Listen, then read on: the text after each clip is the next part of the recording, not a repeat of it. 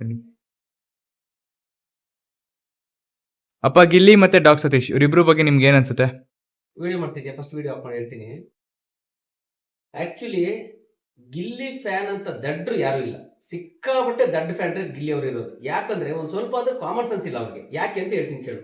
ಇವತ್ತು ಗಿಲ್ಲಿ ತುಂಬಾ ಫೇಮಸ್ ಆಗೋದಕ್ಕೆ ಕಾರಣ ಡಾಕ್ ಸತೀಶೇನೆ. ಹೇಗೆ ಅಂತ ಹೇಳ್ತೀನಿ ಕೇಳು. ಸುಮ್ನೆ ಡಾಕ್ ಸತೀಶ್ನ ಬೈತಾರೆ, ಬೈಬಾರ್ದು, ನಿಜವಾಗ್ಲೂ ಬೈಬಾರ್ದು. ಯಾಕಂದ್ರೆ ಡಾಕ್ ಸತೀಶ್ ಇಲ್ಲ ಅಂದಿದ್ರೆ ಗಿಲ್ಲಿ ಅಷ್ಟು ಫೇಮಸ್ ಆಗ್ತಾ ಇರ್ಲಿಲ್ಲ. ಫೇಮಸ್ ಓಕೆ, ಬಟ್ ಇನ್ನೂ ಜಾಸ್ತಿ ಫೇಮಸ್ ಆಗಿದೆ ಡಾಕ್ ಸತೀಶ್ ಇಂದ. ಯಾಕಂದ್ರೆ ಗಿಲ್ಲಿ ಬಗ್ಗೆ ಕೆಟ್ಟದಾಗಿ ಡಾಕ್ ಸತೀಶ್ ಹೇಳಿ ಹೇಳಿ ಹೇಳಿ ಹೇಳಿ ಅವ್ರನ್ನ ಫುಲ್ ಫೇಮಸ್ ಮಾಡೋರು. ಒಂದು ಸಿನಿಮಾದಲ್ಲಿ ಒಬ್ಬ ವಿಲ್ಲನ್ ಇದ್ರೆ ಹೀರೋ ವ್ಯಾಲ್ಯೂ ಜಾಸ್ತಿ, ಅದೇ ತರ ಆಚೆ ಡಾಕ್ ಸತೀಶ್ ಮಾಡ್ತಾರೆ. ಡಾಕ್ ಸತೀಶ್ ಗಿಲ್ಲಿನ ಹೀರೋ ಮಾಡಿ ಮಾಡಿ ಅಂದ್ರೆ ಕೆಟ್ಟದಾಗಿ ಹೇಳಿ ಹೇಳಿ ಒಳ್ಳೆ ಹೀರೋ ಮಾಡ್ತಾವ್ರೆ.